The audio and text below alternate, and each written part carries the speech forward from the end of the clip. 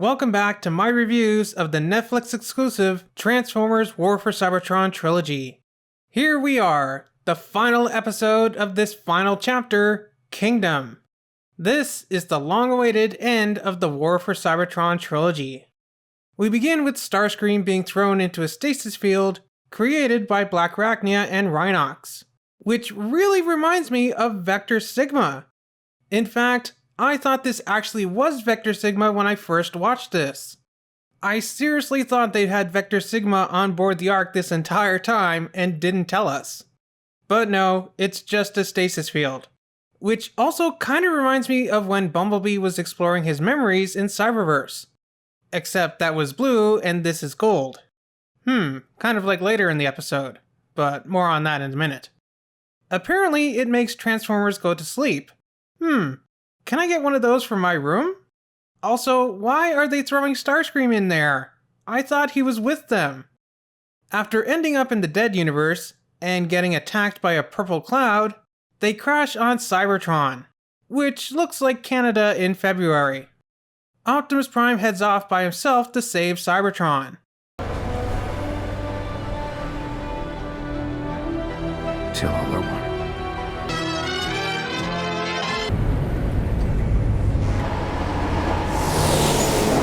How did Bumblebee get ahead of Optimus Prime when he doesn't even have a vehicle mode? Now let me do my job and help you carry the weight. So Bumblebee essentially wants to be the Samwise to Optimus Prime's Frodo? Okay. Well, you know what they say about those two, don't you? Optimus Prime finds Elita 1's body. And it's very sad. And this is the cost.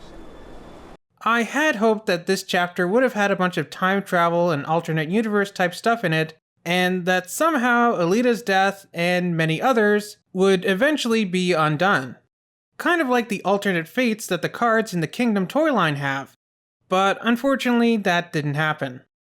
So Optimus's titty laser guides him to the ancient temple of the Allspark, which looks very reminiscent of the Tower of Babel from Hebrew mythology, what with its winding exterior. Now, I didn't originally see this comparison myself. I actually stole this from my buddy Protoman's review. So make sure you go over and check out his review of Kingdom as well. But he is right, they do look very similar. Right, but I was talking about this crater. Someone did this very recently, very fast. Actually, I'd call that a chasm, not a crater, Bumblebee. As a big fan of Nemesis Prime, I'm glad that he's in a Transformers cartoon again. And his spoiler pack is easily my favorite out of the three. Too bad he doesn't have the extra weapons that the toy comes with in this show. So Galvatron and Nemesis Prime want to use the Allspark to defeat Unicron. Sorry to tell you guys, but you're after the wrong MacGuffin.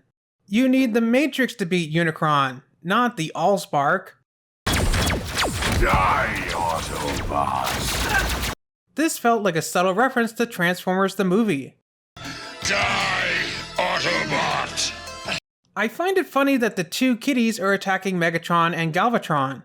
Is this a nod to how Cheetor and Tigatron are basically the same character model, just slightly modified? And that Megatron and Galvatron are the same character? So it's like twins fighting twins? I like that Airazor saves Tigatron. Aww, she still loves him. Although, I wonder if she's going to tell him that Black Arachnia kissed her. We see Optimus Primal using a gun again instead of his built-in arm blasters.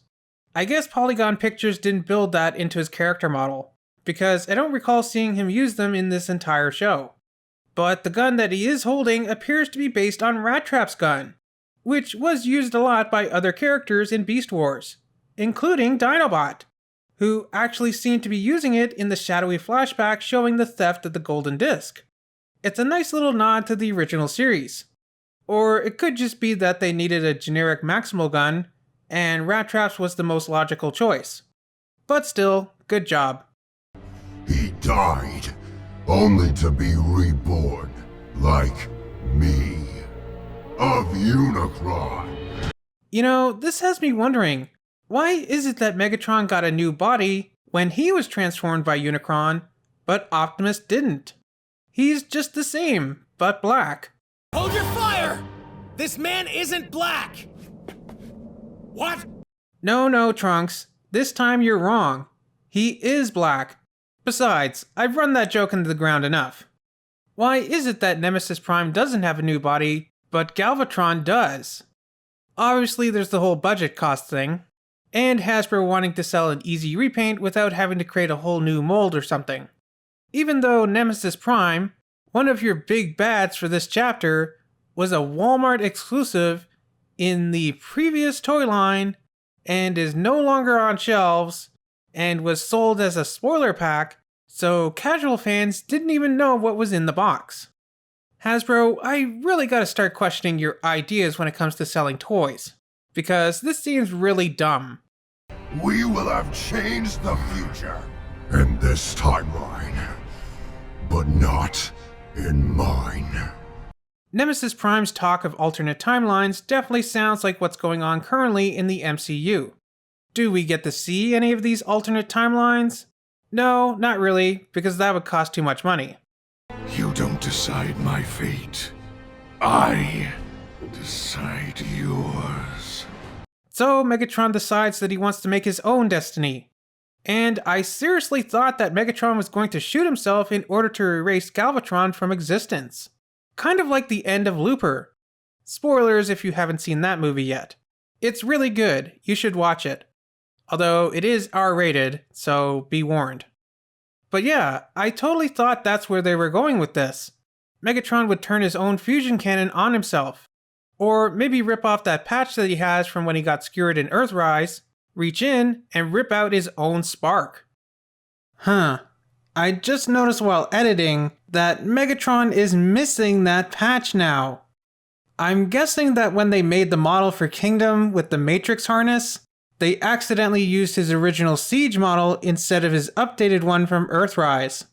Because he still has the patch when the Nemesis is crashing at the beginning of the first episode of Kingdom, but as soon as we see him with the Matrix harness on, that patch is missing and the hole is no longer there. But he still has all the other battle damage that was there. Oh well. That would have gave much more meaning to that scene in Earthrise. Like, this isn't just battle damage, this is battle damage that would be integral to the plot later on. But no, that's not the direction that they went.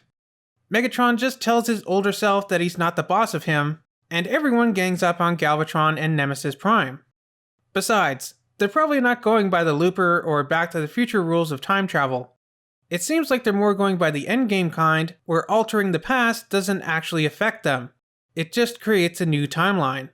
We have to stop him. With what? There's only 2 of them, and we're still outnumbered. It is then that all those that died in the previous seasons come back as golden Allspark ghosts. Which is pretty awesome, and gives Hasbro an excuse to do a bunch of easy repaints. Seriously, Hasbro, I would buy a big box set of these guys. I do have to wonder though, how come Dinobot came back as a blue ghost, and these guys are gold? Why didn't he get to be a gold ghost too? Aww, poor Dinobot.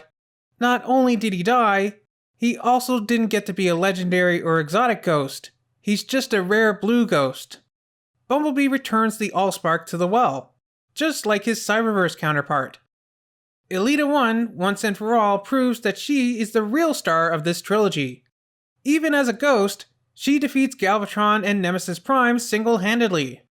Okay, technically she used 2 hands, but there were 2 of them as well. So it's kind of like 1 hand for each. Hey, I see you there, Black Arachnia, sidling up on RC. You go, girl. You get yourself some of that pink. Alita, forgive me. I will always love you. Aww, so sad. So the ghosts go to Transformers Heaven, and Cybertron is restored. Sometime later, they appear to have built a couple of statues together. One of Cog, and one of Reflector. Or maybe it's Scrapeface? Megatron and Optimus coming to a peaceful resolution feels very reminiscent of Cyberverse Season 3, where the Autobots and Decepticons finally decided to have a truce. Although, is it just me, or is it weird that the Decepticons are on the Cog side and the Autobots are on the other? Starscream says that he can still hear Unicron's voice in his head, and we transition to Unicron himself, who scolds his minions for trying to betray him. And he then consumes them? Reformats them? It's not exactly clear. Maybe a bit of both? But he does say how them using the dead universe has given him an idea, and that he will begin again. Which definitely sounds like they're setting up for something, but we'll get to that in a moment. First, my final thoughts on this final episode of Kingdom. It was great. A good ending to cap off this chapter and this trilogy. I still think episode 3 of Kingdom was the best by far in the entire War for Cybertron trilogy, but this episode was pretty good too. Like I mentioned, there is a few things that I would have done differently. Namely, I think I would have preferred the Looper ending, rather than having Galvatron and Nemesis Prime simply defeated by golden Allspark ghost magic. It felt a little cheap. I think it would have been much more meaningful if Megatron sacrificed himself and we saw Galvatron fade from existence, and then have Optimus do the same thing with Nemesis Prime. It would have been so much more impactful than Optimus being saved by his dead girlfriend that he abandoned on a dying world. And then Megatron just being like, well, see you later, Optimus. We're gonna go play Nintendo now. Overall, Kingdom was way better than Siege or Earthrise. Or Siege and Earthrise put together, for that matter. The story and writing were excellent compared to the previous 2 chapters. But one of the things that stood out in this chapter, and may have been worse overall, was the voice acting. With the exception of a few of them, I never found any of the Beast cast to really fit their characters. Some of them seemed to be kind of doing their own thing with them, which is fine, but some of them were just terrible. Obviously the worst offender of them all being Beast Megatron, who was such an iconic part of Beast Wars. David Kaye's Megatron was just amazing. That kind of Shakespearean dramatic voice and attitude that he had, it was a delicious character performance that helped differentiate Beast Wars Megatron from G1. But while the original Beast Megatron was a megalomaniacal power-hungry diva, the Kingdom version takes the character and turns him into a G1 Megatron fangirl.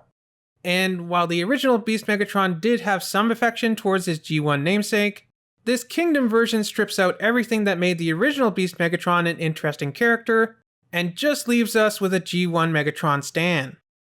One of the things that worked for the original Beast Wars Megatron was, not only did he have a great voice, but the writers wrote to his voice and his character.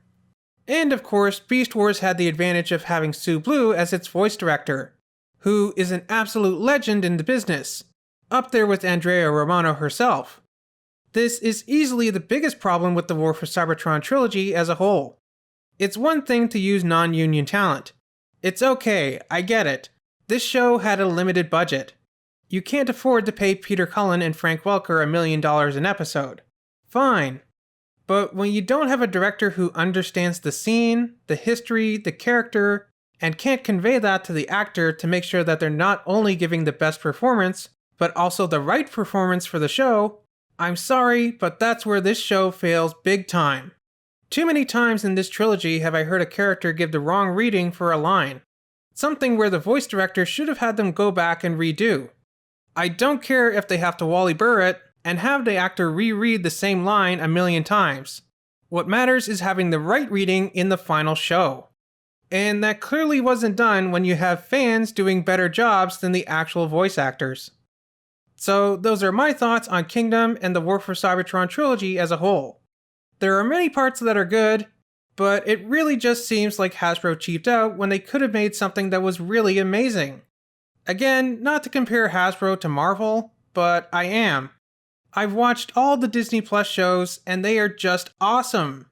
In some ways, better than some of the actual MCU movies. But the people at Marvel are masters of storytelling, and they have Disney's wallet to back it up. If Hasbro wants to make their properties and franchises more than just glorified toy commercials, then they really need to step up. In my opinion, the War for Cybertron trilogy could have been on par or better than most of the Transformers movies. And that's just the Transformers movies. I'm not even comparing them to the Marvel movies here. Just the Transformers movies.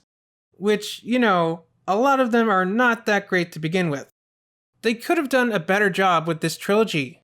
They could have made something that when people finish watching it, they say, well, if that's what they did with the Netflix cartoon, I cannot wait to see what they do with this new movie. Instead, I'm just kind of like, well, that was okay. Maybe I'll buy a toy next time I'm in the store. And that's me, a longtime Transformers fan. Will a casual Netflix viewer do that? Now, what comes next? As we saw in the ending, they definitely seem to be setting up for something. Perhaps whatever the next series or trilogy will be after War for Cybertron, which, according to the rumors, will be called Legacy. And it will feature a variety of Transformers characters from different universes and continuities. From Japanese G1, to the Marvel Comics, to more Beast Wars, to Transformers Prime, and even Transformers Armada. So who knows? Maybe the next series will be some kind of universe-hopping adventure where all these characters from different continuities come together in order to defeat Unicron. It is possible. As we saw in Cyberverse, when the Autobots entered the Dead Universe, they encountered alternate universe versions of themselves. Transformers Cyberverse also introduced us to the concept of the multiverse in a Transformers cartoon. So maybe that's what they're setting up for, with the Dead Universe as the gateway to the Transformers multiverse. Again, kind of like what we see with Marvel doing in their own continuity right now. Perhaps the next series, Legacy, or whatever it'll be called, will also be animated by Polygon Pictures. That would certainly be interesting, because they obviously worked on Transformers Prime as well. So they would still hopefully have all the assets and character models from Prime, which it seems like they do from all the times that they reuse some of them in the War for Cybertron Trilogy.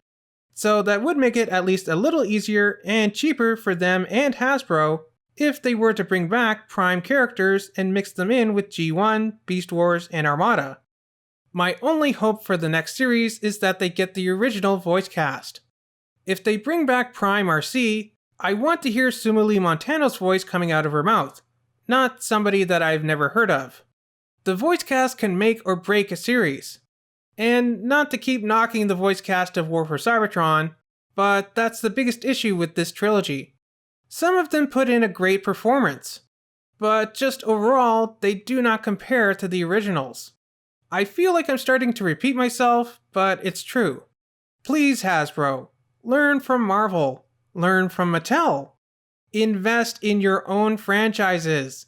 You can do so much better than this. I want to see you grow your properties beyond the toy aisle, if that is what you really want to do with E1 and everything. But you've got to put the money into it. Well, I think I better cut it off there before I keep repeating myself. My final thoughts are that Kingdom was very enjoyable. It was a lot better than Siege or Earthrise. And I would definitely recommend giving at least this final chapter a watch. But as a whole, the War for Cybertron Trilogy is a pass. Honestly, I think if you were to sit down and binge watch a whole Transformers series that you've never seen before, I'd recommend most other Transformers cartoons over this trilogy.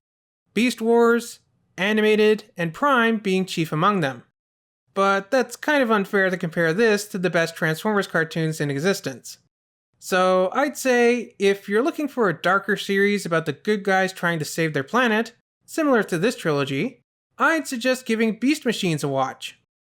If you want a series with Unicron, Megatron, Galvatron, Nemesis Prime, and all that stuff, not to mention a Starscream who turns towards the good side, why not check out Transformers Armada? Or if you want to see a Transformers show where they do have a non-union cast, but do a better job with story, voice acting, and direction, then I'd suggest watching Transformers Cyberverse. All series which I would rather rewatch in their entirety over the War for Cybertron Trilogy. So with that, let me know what you thought of Kingdom, and the War for Cybertron Trilogy as a whole. Remember to like, subscribe, and do all that other fun stuff, and I'll see you back here soon for more Transformers news, reviews, and more.